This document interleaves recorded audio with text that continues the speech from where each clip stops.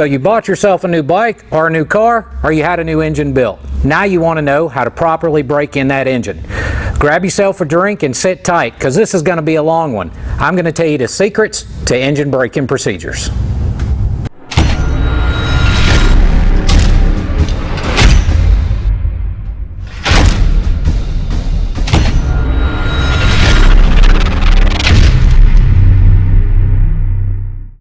So you got a vehicle with a new engine.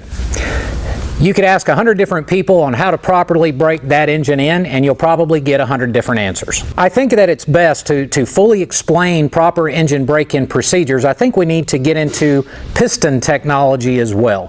We'll talk about pistons, piston rings, different piston materials, and then we're also going to talk about cylinder boring and honing processes. And then that will lead us into engine brake-in procedures, because it all applies, it all matters. So we're going to start with cast pistons. Most vehicles these days, if it's a standard performance production type vehicle, most of them are made with cast pistons. Now the way casts are done, it allows a manufacturer to produce, hundreds and possibly even thousands of pistons per hour, and produce basically the same identical piston over and over again, and it cuts down on cost. It's primarily about production. Now the thing about cast pistons, they do have a little bit of silica content in them. They can have, be made out of various different alloys.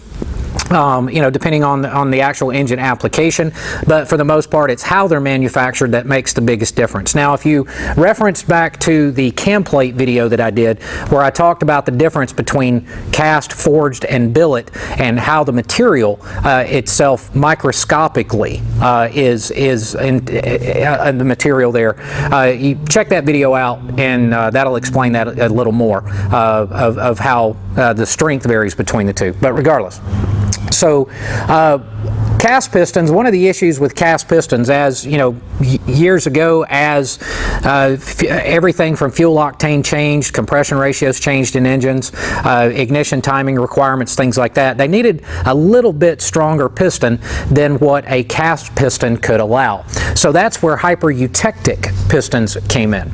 Now, as a characteristic, hypereutectic pistons are stronger than cast pistons. They also don't have as much thermal expansion as what a forged piston does. But the thing about a hypereutectic piston is they have typically a very high silica content, 10 to 15% or more. And that, because it doesn't experience the same thermal expansion and contraction, then they can run super tight tolerances with a hypereutectic piston. The problem with hypereutectic is similar to the issues that you run in with cast pistons, and that they're designed to be in a very high volume environment, and it's hard for a manufacturer to produce multiple applications at a lower cost, because they'd have to make so many molds to mold that the initial mold for the hypereutectic, and then it only requires a small amount of machining. So while a hypereutectic would be better than a cast piston in many cases, it's not always the best for a super high performance engine, even though some European cars these days will come, even if they're supercharged or turbo, they will come with hypereutectic pistons, and again running super tight tolerances. Now typically the engines that you see where a manufacturer will recommend a zero weight oil, a 010 or 05, the very thin oils, quite often those engines are the engines running hypereutectic pistons, because again the tolerances, along with other tolerances in the engine, are extremely tight. Then we move into forged pistons. So this would be a forged piston. Actually, this is a forged piston as well. You notice they look quite a bit different. So the way a forged piston is done is essentially they start with an initial, well, you would say forging. You take the alloy and you compress it very tightly, and then there's once you start with that forging, then there's several machining processes to actually produce the final piston. So what will happen? A lot of manufacturers will produce a forging that will work over multiple applications, and then they just machine each each one of the forgings down to each specific one, different dome volumes, ring groove thicknesses, and things like that. There's several other advantages to forged pistons over cast and hypereutectic pistons as well, especially when you're dealing with supercharged and turbo applications, very high heat applications where an engine's going to regularly see very high RPMs, race engines, things like that. Because the forging is such a dense material molecularly, it can handle the odd detonation issues, or octane variances. It can handle higher compression ratios, higher temperatures.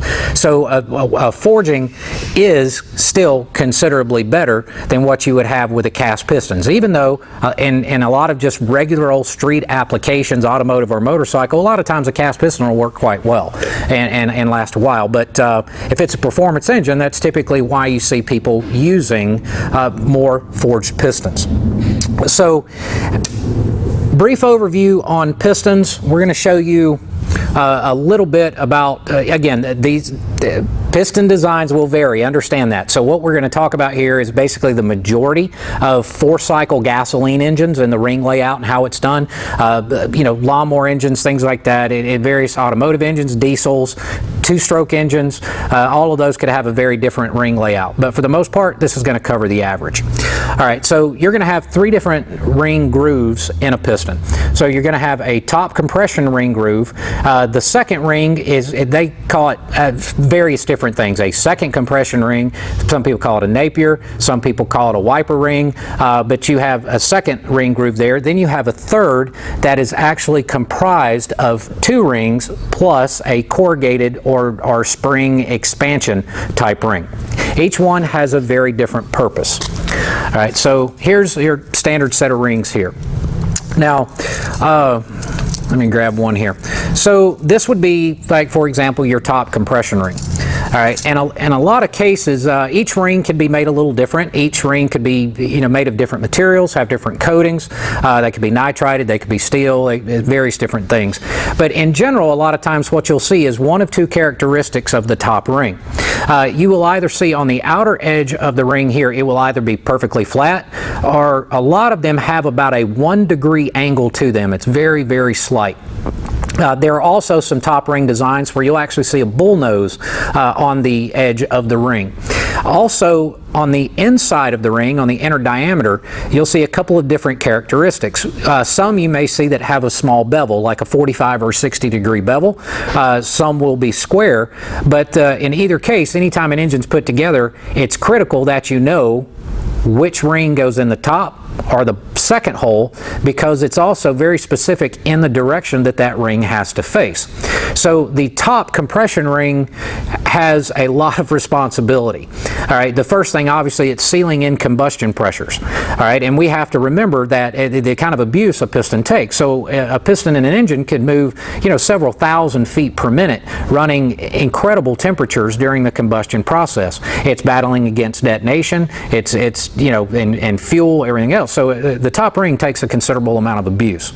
So the top ring's job is to seal in combustion above the top ring. Then you move into the second ring, which is very similar to the top one if you just look at it at a glance. But the characteristics you'll notice differently here is that you could possibly have a bevel on the outer edge of the ring, but it would be facing in the opposite direction as the top compression ring. So where the top compression ring may be angled this, the bottom would be angled this way. Same would go for the bevel or notch on the inside, the ID of the second ring. It would be beveled on the downside, facing essentially the bottom of the engine. Or it would be tapered, something of that effect, because this ring has a totally different responsibility than the first one. The purpose of this ring is to wipe the excess oil off the cylinder wall. All right, so when you put these 2 rings together on the piston, you have the top ring and then you have your second ring. There's this small gap that is in between the 2. You probably won't be able to see this, but there's a small gap that's between the 2, and because of the depth of the ring, it being limited by how the piston ring groove is machined, this area of the piston here will never contact the cylinder wall, or it never should. So what's happening, you have the top ring that is holding back the compression. You have the second ring that is spreading oil as it comes up, spreading oil onto the cylinder wall, and then as the piston comes back down, it's wiping the excess oil from the cylinder wall so that the oil doesn't get past the top ring into the combustion chamber. Then you start consuming oil. All right. So on the lower, wider groove, you have two small rings, and then you have an expander in the middle. Now, the purpose of this is to collect engine oil, hold engine oil in place, and make sure that the crosshatches in the cylinder have an adequate amount of oil to lubricate not only the piston skirt, but to lubricate the second compression ring and leave just enough oil behind to lubricate the top compression ring. So you can see the corrugations here. They hold oil. They go here. All right. Now, there's a lot of confusion on how piston rings really operate during the engine break-in procedure. Okay, so remember I'd mentioned that you have the bevel on the top for the top ring, or notch, signifying some sort of difference opposite of the second ring, which is basically facing the other direction. So the idea is when you have, it's not the tension of the spring itself, or excuse me, of the ring itself necessarily that seals the ring against the cylinder. It's combustion pressure. All right, so the reason for those bevels is so that when you have combustion pressure on top, the pressure will actually sneak between the ring and the piston and get behind the piston ring and force the ring out against the cylinder wall. That's what seals the top compression ring. Same applies for the bottom ring. You do have positive crankcase pressure as the piston is coming down. That positive crankcase pressure can be just enough to put pressure on that second ring, that Napier ring, that wiper ring, to ensure that it's tight enough against the cylinder to wipe the excess oil out of the cylinder liner. Okay? Plus, you also have other oil that's being added in that cavity as well that the second ring is wiping down. You have excessive oil from the piston oiler spraying up on the bottom of the piston. Then you have, of course, oil slinging around on the rods and the crank and that sort of thing. Now that we understand a little bit of differences between, piston materials, and we understand in general how piston rings work, then it's important that we now discuss cylinder machining, the boring and the honing process. It is a very delicate process that quite frankly, there's a lot of science behind. Okay, each type of piston manufacturer, ring manufacturer, depending on the type of rings, the materials that are used, may very well specify their own unique crosshatch pattern inside the cylinder. So let's remember what the crosshatch is for. All right, when you're honing a cylinder, not only are you slowly getting that cylinder to its very specific size based on required clearance with the type of piston material that you're using, the idea is to put the proper finish on it. Now, that finish could be the angle of the crosshatch itself. It could be the frequency, if you will. If you know what sound waves look like, so you have an amplitude and you have a frequency. So it's the depth of the scratch or crosshatch. The depth matters. The frequency of that scratch or crosshatch matters, and of course, again, as I said, the angle of that crosshatch matters. The purpose of all that, those little tiny crosshatches that are in there, is to retain oil and provide lubrication for the piston skirt. So depending on the type of ring, its ability to seal, and the manufacturer, each cylinder honing process could be different based on those materials. So it's very specific, and it's very important to adhere to those specifications, not just run ball hones up and down cylinders. So that's the cylinder honing and process is more than just about the size of the cylinder, to make sure that you're not going to use too much oil, but also not starve and destroy piston skirts. Now, there's a second process that we do when we hone cylinders, is to actually plateau finish the cylinder as well. All right, so any time we've had an engine done, a lot of people, I'll tell them, 30, 40 miles. In most cases, most of the break-in is done. I'll get to that in a second. The purpose of the plateau honing process, when you get done with stones, you'll notice the big red machine that's behind me. It uses different grit stones to achieve the different crosshatch patterns. All right. It also has different gear ratios that I can put in that will determine the stroke of the machine and also the RPM of the machine, so I can get everything dialed in based on the specifications. So when you hone the cylinder, if you were to look at it microscopically and you have those tiny scratches, you have many peaks. All right, and they're little peaks, little mountain ranges, and very sharp edges. Okay, and if you've ever filed metal, or if you've ever sharpened a knife, if you use a relatively aggressive stone on one side of the knife and look closely at the cutting edge will actually curl over, bend over a little bit. Well, the same exact thing happens on those peaks inside the cylinder. So with a typical ball honing or spring-loaded hone, process, or even using a machine like that, you're left with those peaks. All right, and as the engine is breaking in, those peaks can fold over and actually create lubrication issues. So we go through an extra step of plateau honing, and what that does is take those tiny peaks and it flattens them out.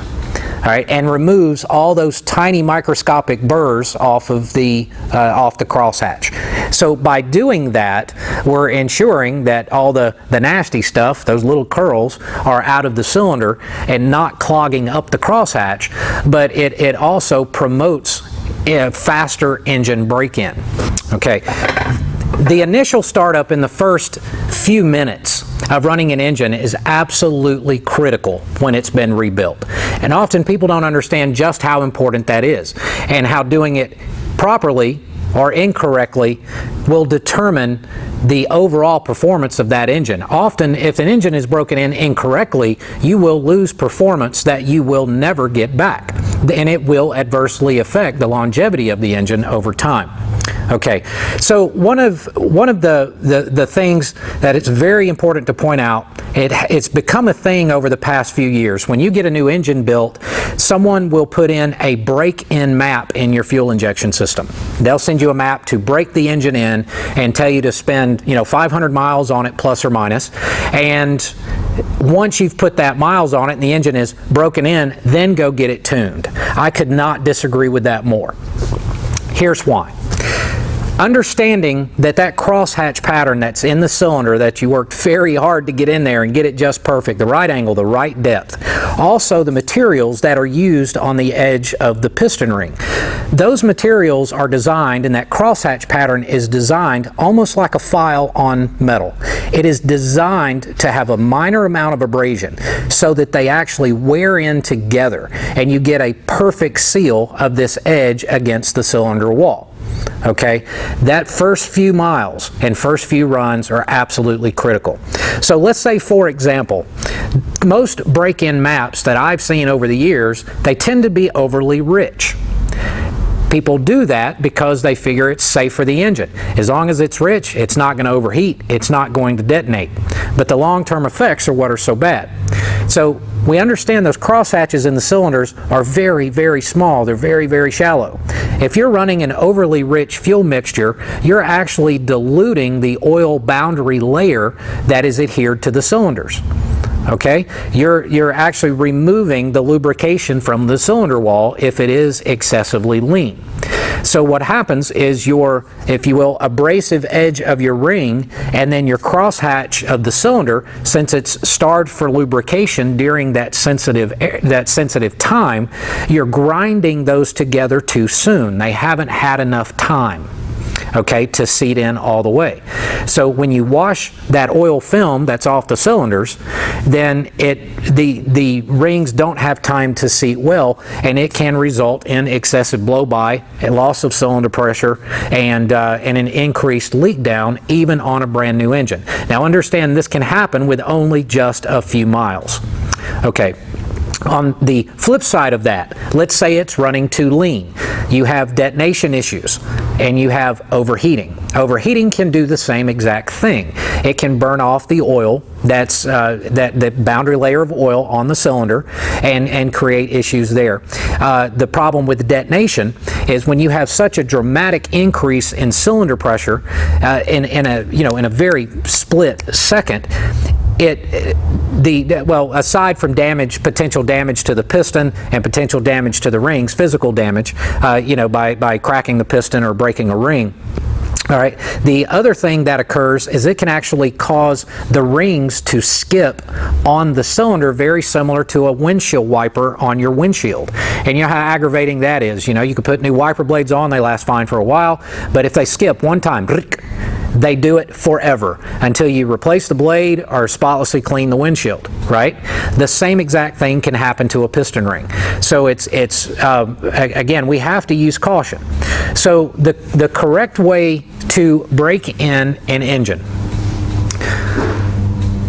that first few minutes, the first few miles, absolutely critical.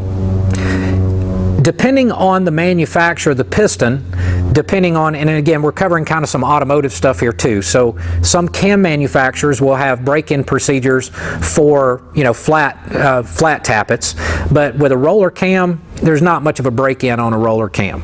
All right, so really what we're focusing on here is piston break-in. Depending on the materials that used, some may want you to go through a heat cycle. Okay, so like on our Super Duty pistons, for example, we use an abradable skirt coating and also hard anodizing on the top and as well as the top ring groove. All right, these are incredibly advanced pistons. Now, the purpose of the abradable skirt coating is to allow us to fit this forged piston to a very tight tolerance, really as tight as a hyper-eutectic. But within just a few minutes of running, this abradable coating will wear and then cure. Now, once it cures and hardens, you still have an incredibly tight tolerance, so you don't get any piston rock or piston slap. But during the break-in procedure, we need to run 3 or 4 heat cycles to allow for the proper clearancing, and once that's done, to allow it time to cure, then you can start riding. Now, during that process, it's critical that you try to get your air-fuel ratios as close to perfect as you can possibly get them as soon as you possibly can. Okay, so how we break in an engine. We start with simply cranking the motorcycle, analyzing the air-fuel ratio, and get it through one heat cycle. We want to get the engine up to normal operating temperature, shut it off, let it cool down completely. Okay, now if we crank that bike in the first crank, if we're analyzing the air-fuel ratio, if it is excessively rich or excessively lean, we stop the process, we make an adjustment to our map, we reload it, let the bike cool down completely, and then we try again. And we want to get that air-fuel ratio pretty much spot on, somewhere around 13.8 to 14.1, and that's close enough to let it go through 3 or 4 good solid heat cycles, cooling down completely in between each one. After we've done that, then we like to put a bore scope in the cylinder just to check the cylinder walls, make sure there's no issues. We also like to do a cylinder pressure and a leak down test to make sure that we're healthy and there's no issues before we put it on the road and put it under excessive load. All right.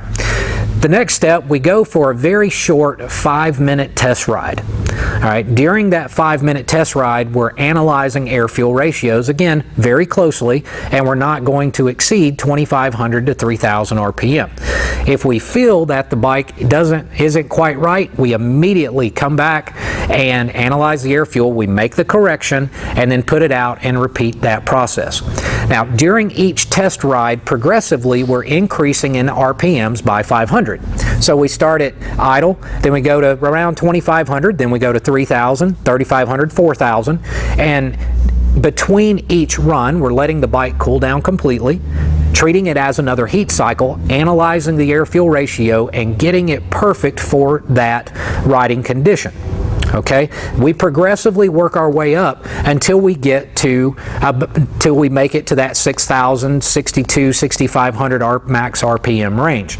Now, by that time, we have about 30 miles on the motorcycle. All right, because of our plateau honing process, that 30 miles has the rings and the cylinders about 90% broken in. Okay, because of that plateau honing process. So that first 30 mile is critical to getting the best break-in the ring seal, but it's been done in such a way that before you progressively go into the next RPM segment at 500, we know the air-fuel ratios are close enough that the engine is going to be safe. It's not going to detonate, and we're not going to wash down the cylinder walls. Okay, once we hit that 6,500 RPM, we've done our segmented air-fuel ratio analysis. We let the bike cool down one more time. We want to check the oils, we want to check the filters, we want to make sure everything is clean. We're going to bore scope the cylinders again. We're going to do a leak down and a cylinder pressure test again, because before we give her all she's got, we want to make sure this engine is completely healthy. At that point, we start the tuning process and ride the bike incredibly aggressive. We cruise, we put it in traffic, we let it idle, we repeat all of the types of riding conditions that an owner may see during their ownership of the bike. And of course, that whole time, again, analyzing air-fuel ratios, analyzing ignition timing, making adjustments, doing everything we need to do. Now, when we're done in the tuning process, we're confident that it's done, we release the bike back to the customer. Now, we tell them for the first 500 miles, we don't want them flogging on it, but it's okay to give it a lot of throttle. It's okay to decelerate aggressively as well, because again, what they're doing is using that combustion pressure to go around the edge of the ring, force that ring out, and continue to seat the ring over the next 450 miles or so. The same thing is happening for the second ring, using positive crankcase pressure, keeping the cylinder walls wiped down. But we encourage people, if you're going to, string it out to 5,000–6,000 RPM, only do it once or twice. Only do it a couple of times. If doing it repeatedly, you can find yourself creating the condition I mentioned about the windshield wipers. All right, and our windshield wiper blades on your windshield. If that ring skips 1 or 2 times, even just the top ring, skips 1 or 2 times, and that combustion pressure hits the second ring, it can create, and some of you, if you've torn engines down, sometimes you may even see the little lines that you can see in the cylinder. You'll see one and then maybe a couple below it, and somewhere mid-stroke. All right, and what you're seeing is the point that that piston ring, for whatever reason, started skipping, and that's where a lot of your blow-by issues come from. Low cylinder pressure, high leak down comes from that. So that's the second part of the break-in, is tell someone, you just paid money to get this thing done, so have a little fun with it, do it a handful of times, but 500 miles, keep it under about 3,500 to 4 grand. Go through it aggressive, decel aggressive, vary the RPMs completely through the range, no steady state cruise type stuff, and then after that 500 miles, customers come back, we cut the oil filter open, we stretch out the element, we analyze what we found there. When we drain the oil, it's done through cheesecloth. We want to look through anything there, and then we also send the oil out for sampling, and we want to do a complete analysis on the materials that are in the oil. Now, when we do that sampling, the company that does the analysis for us, they have control samples of the assembly lubricants that we use. So they know exactly how much zinc, how much phosphorus, any ferrous, non-ferrous metals, anything like that. They know how much is in our assembly lubricants. So then they can take our 500-mile oil sample that we send them, eliminate the contaminants, if you will, from the assembly lubricants, and then compare that to national averages to find out, what particulate is in the oil. That extra step allows us to, again, if there is any problem at all or anything that looks elevated, we want to find out what that solution is. After that service is done, then customer has their bike and they're on 5,000-mile interval oil changes. So that is our engine break-in procedure, and I would recommend the exact same engine break-in procedure for you. There would be some slight variances. For example, we're covering ductile iron type cylinders here, or liners. If you were running Nicosil coated cylinders, things like that, the manufacturer break-in procedure may be slightly different, but and depending on the ring and that sort of thing. But the thing to carry away from this is make sure before you start putting the bikes on the road, and that you know your tune is at least somewhat close as you go progressively through the RPM range. Don't just throw a bunch of fuel at it, because it'll cost you performance in the long run. And one last tech tip. I've seen many builders over the years use assembly lubricants on the piston rings and on the pistons. I like to use the same oil that I plan on running in the engine once it's done. So lube the rings, lube the piston and the skirts, make sure the cylinders are spotlessly clean, and lubricate all of the contact areas that's going to come in contact with the cylinder. Use engine oil for that. Of course, you can use assembly lube in your wrist pin holes and on your wrist pin and your top hole in your connecting rod, but do not use assembly lubricants on piston skirts, piston rings when you go to assemble the engine.